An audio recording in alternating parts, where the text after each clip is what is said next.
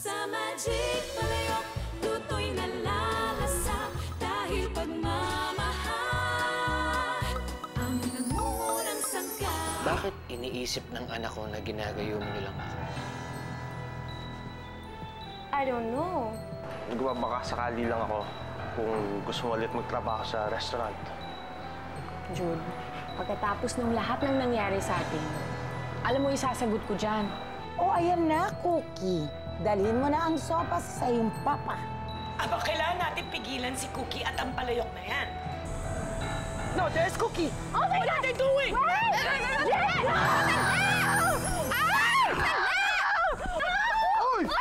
What was that? Ba't mo ginawa yun, Natasha?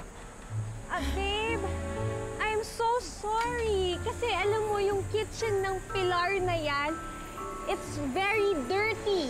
So I was thinking, if you eat something there, baka magkasakit ka. Palayok, sigurado ka ba dun sa sopas na niluto mo? Talaga bang makagaling yan sa papa ni Cookie? Correcto. Sigurado ako na effective ang posyon na aking ginawa. Ngayon, ang ipanalangin na lang natin ay ang magwagi si Pilar at si Cookie na ipainom kay Senator James ang sopas. Sino yung nagsasalita? At nag-i-Espanyol pa, ha? I'm just gonna say, shut up. Babe. No, you shut up, Natasha. But babe, At huwag mo kong matawag na babe, ha? I can call you anything I want because you're my husband. At hindi ko alam paano tayo nakasal. Pero ito susiguraduhin ko sa'yo, Natasha. Hindi kita mahal. Hindi ko maaaring mahalin ng babaeng nagpapahirap sa anak ko. Papa, magaling ka na! Alam mo na yung tunay na ugali ni Auntie! Oo, nakakapag-isip na ako ng maayos. Oh, hell! Hindi ko alam paano tayo napupunta sa mga ganitong sitwasyon, anak. Kasi po binayong makainin ng Auntie. May sinabi ka nga ganun dati pero hindi ako naniniwala. Pero parang tama ka eh. Kayo, sagad hanggang buto kasamaan nyo, gagayumahin nyo ako para lang manakawan yung anak ko?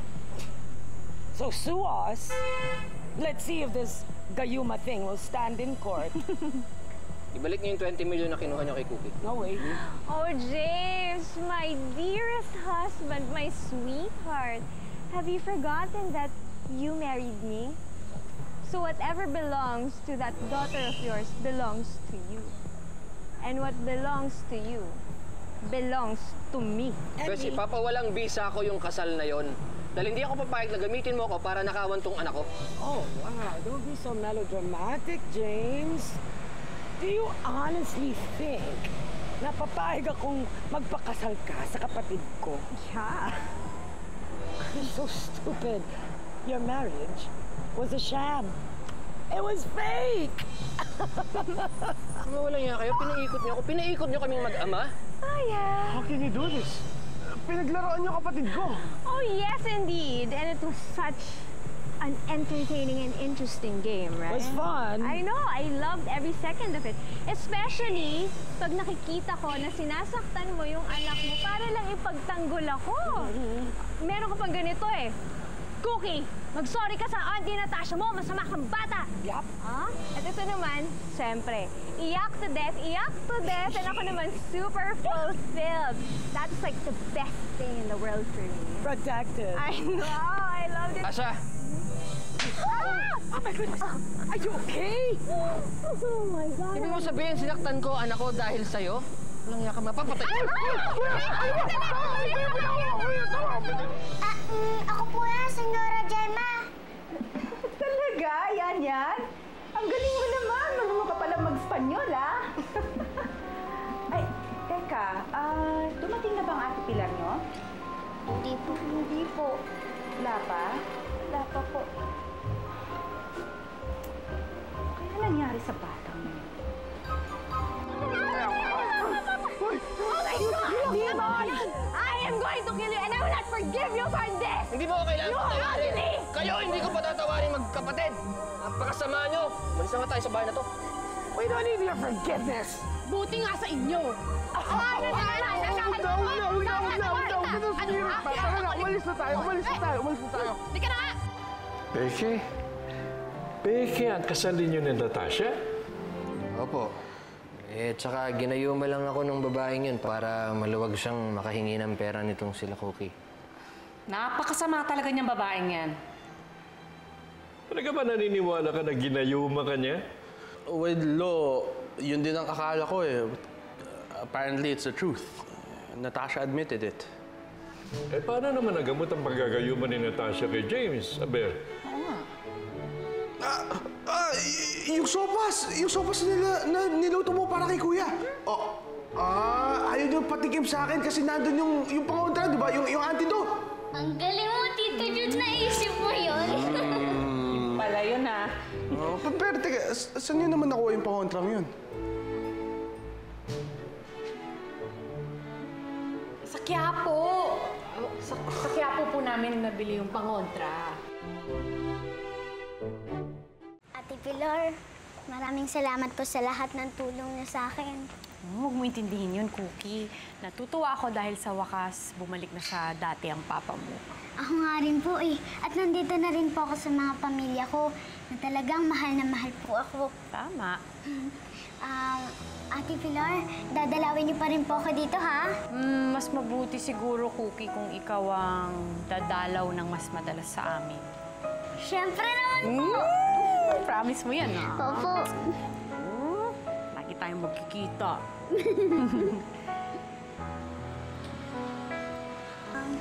Ate Pilar, dun po muna ako kay ng Papa. Sige. Sige po, Tito Jude. Walang hiya talaga yung palayok na yan. Talagang hinahamon niya ako. Talagang ginagalit niya ako. Well, that's what I've been trying to tell you. You become too complacent. Tingnan mo ngayon. May pangontra nga ang palayok na yan sa mga potions mo. Swerte lang ang nangyari, senyora. Natsyempohan niya lang ang ginamit niyang antidoto. Ang sabihin mo, mas magaling talaga ang palayok na yan. Mas matalino. Mahusay siya magluto. Mahusay siya gumawa ng potions. Mahusay siya sa lahat ng bagay. Oo nga. Hindi gaya ng iba dyan. May nariningan mo ako, no? Tinatamaan ka. Nunca. Hindi ako naging affected dyan sa mga pasaring mono dahil ako lang ang mas muy excelente. Now, why do I find that hard to believe? Ako lang ang excelente. Ako lang. Ako ang magaling. Ako na lahat. Then prove it. Prove to us na mas magaling ka nga kesa sa hermana mo. Pilar, maraming salamat sa lahat ng ginawa mo para kay Cookie at kay Kuya James. Wala yun. Sorry kung hindi ako naniwala yung tungkol sa gayuma. Hindi ka naniwala sa akin dahil ang mas pinaniwalaan mo, si Natasha. Sorry na nga eh. Hindi ko naman kasi alam na may nag-i-exist talaga na gayuma, no? Hindi lang gayuma, kung ano-anong magic pa.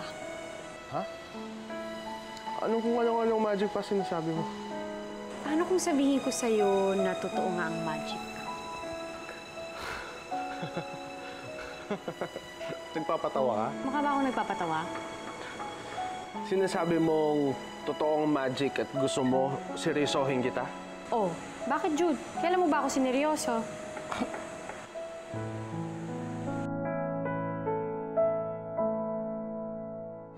Hayaan mo na si Kuya Jude kung ayaw niya maniwala sa magic, Ate Pilar. Okay lang naman yun kahit malaman niya. Wala rin naman akong balak sabihin sa kanya, no? Isipin na lang natin na nagbunga ng maganda ang ating paghihirap. Muchas gracias sa inyong lahat.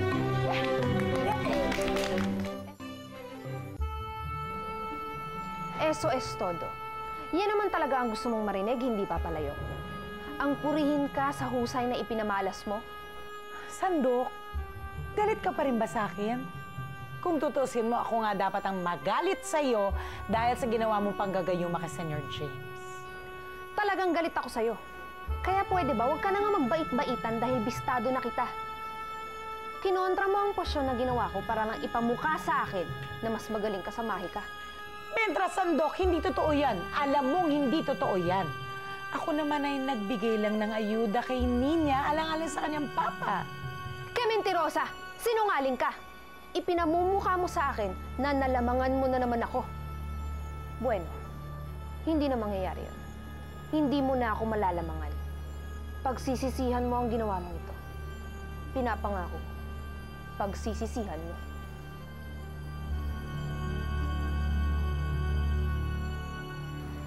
Kaya arogansya. Ang babait-baitan pa, plano lang naman niya talaga ako ibagsak. Paano ko kaya matatalo yung palayok na yun? Gulay kayo! Suke! Sariwa ang gulay ko, suke! Oh. Nagluluto po ako ng pakbet. Ano ba kulang? Sitaw, talong. Ay, ampalaya kaya? Oo, ampalaya. Sige, kukuha ko masarap yan, sariwa, pati yan. Ang murang-mura. Oo, salamat.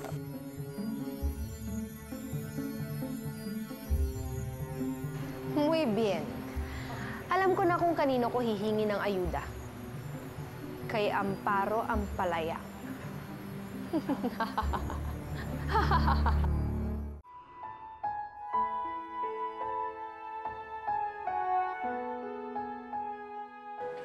Pasensya ka na, anak, ha?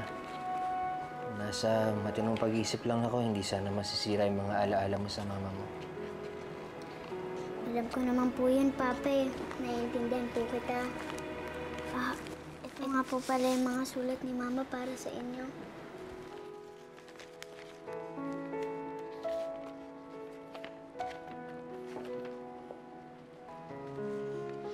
Kahit hindi ka maaabot ng mga sulat na ito, hindi ako magsasawang magpatuloy. Naipanganak ko na ang ating munting anghel. At wala akong mahihiling pa. Kundi ang bumalik ka para magkasama-sama tayo bilang isang pamilya.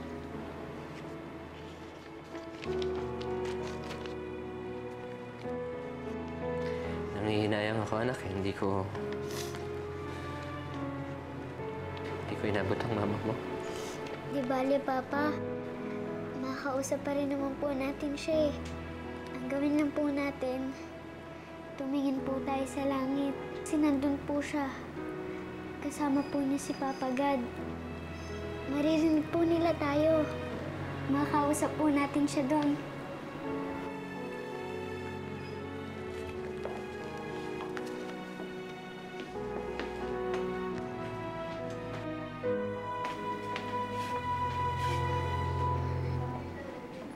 Mama, natupad na po yung wish niyo.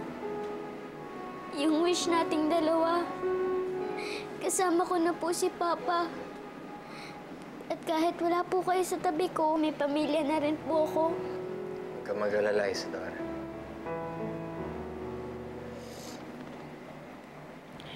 Bibigay ko sa kanya yung kinabukasan na muntik na mawala sa kanya. Bubusugin ko siya ng pagmamahal. Pero kahit wala ka dito, magiging sapat yung pagmamahal ko para sa ating dalawa. Hindi ko siya pababayaan. Hindi ko hahayaang manghimasok uli si Yvonne o si Natasha sa buhay namin mag-ama. Hindi na ako malalayo sa anak natin.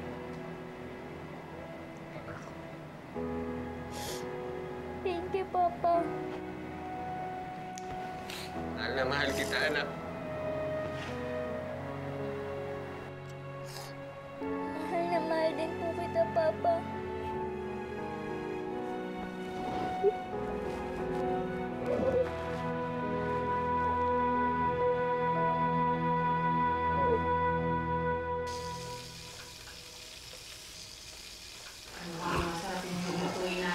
Talagang masarap to. This is steak Diane. Filet mignon seasoned with sauce made out of butter, cream, shallots, onions, and Worcestershire sauce.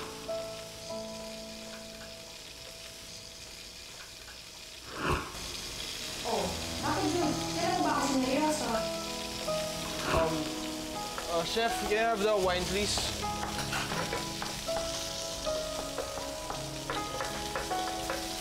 Oy! Oy! Oy! Ano ba? Dapat kasi dahan-dahan lang paglagay ng wine pillar eh. Ay, sorry, Chef Linda pala. Chef Linda, sige, doon ka na muna sa labas. Ako na muna bahala dito.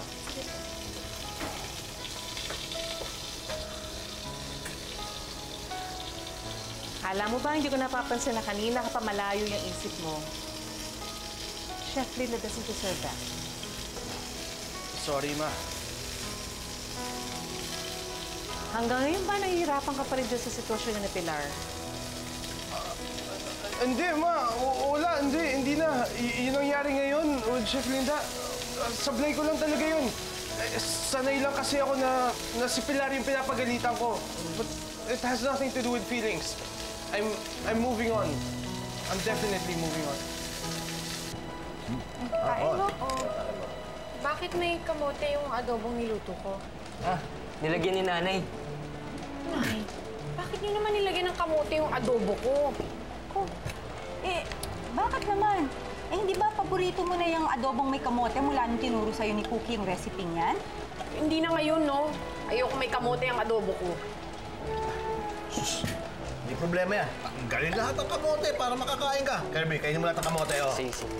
Pakain mo lahat, Chap. Miss niya kasi si Kuya Jude, eh. Hindi na ngayon, no? Kanya-kanya na kami, kaya bakit ko siya alalahanin? Kumain na nga lang tayo. Siya. Sige. Kain.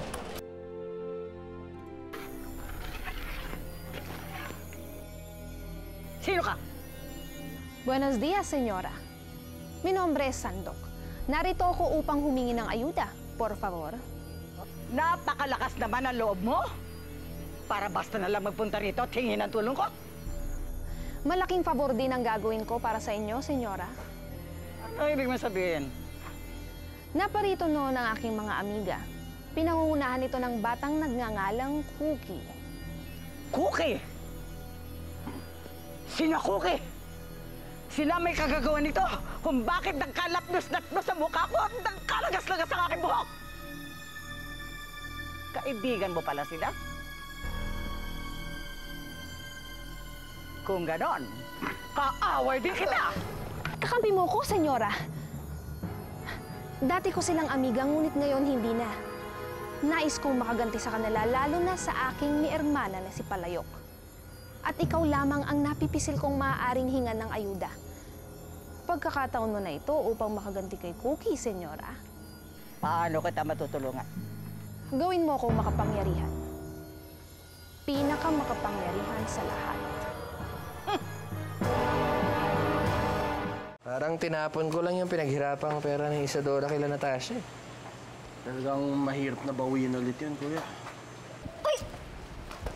Nak, tama na muna yan. Inom ko muna ng juice. Papa, itutuloy niyo pa rin po bang pakikipag-usap kina Auntie Yvonne at Auntie Natasha? Parang gano'n na nga. Cookie, ano kasi yan eh. Ayaw paisipin ng daddy mo kina Yvonne na hahayaan na lang natin silang makatakas doon sa mga kasalanan ginawa nila sa'yo. Pero Papa, okay na naman po tayo dito. Magkasama na tayo. Malayo na tayo sa kanila. Bakit hindi niyo na lang po sila pabayaan?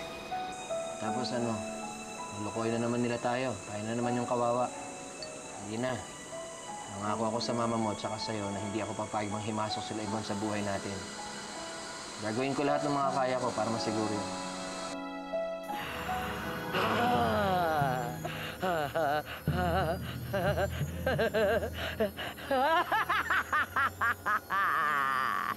Sa wakas,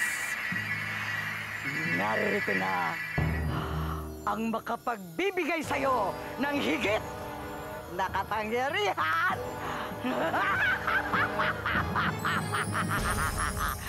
Bakit tuwing nagkikita tayo, lagi na lang tayo nag-argue, nag-aaway?